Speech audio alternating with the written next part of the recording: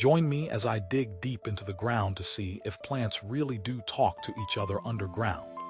The idea that plants can communicate with each other through an underground network is a fascinating one, and it's been gaining a lot of attention in recent years. This concept challenges our traditional view of plants as individual organisms that compete with each other for resources. Instead, it suggests that they're connected and can even help each other out. For a long time, people thought of plants as just sort of sitting there, not really interacting with each other. But that's not entirely accurate. Plants do interact, and one of the main ways they do this is through their roots.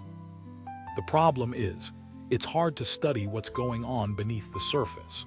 We've all seen those documentaries where scientists are digging up plants to study their roots, but that's not exactly a natural environment. We've also had to rethink some of our misconceptions about plants being passive organisms.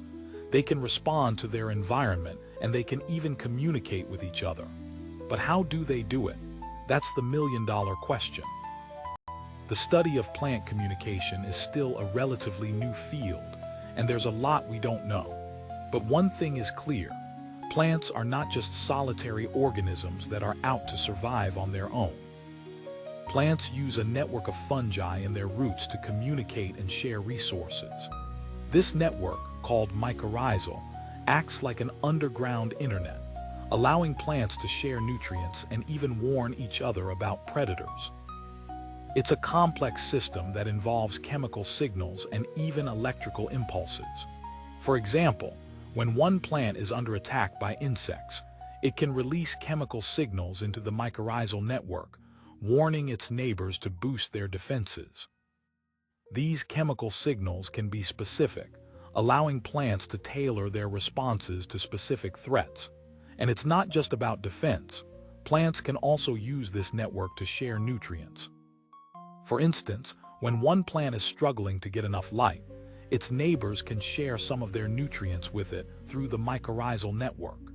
Some research has shown that plants can even prioritize their relationships with certain neighbors. For example, they'll share more resources with plants that are more closely related to them. The more we learn about plant communication, the more we realize just how complex and interconnected their world is. These findings have big implications for how we think about ecosystems and conservation. So there you have it, plants are not just solitary organisms. They're part of a complex network that lets them communicate and support each other. So do plants have their own version of social media? Drop your thoughts below. And if you're craving more wild science, hit follow and subscribe to Bite-Sized Details for the deep dives you won't believe.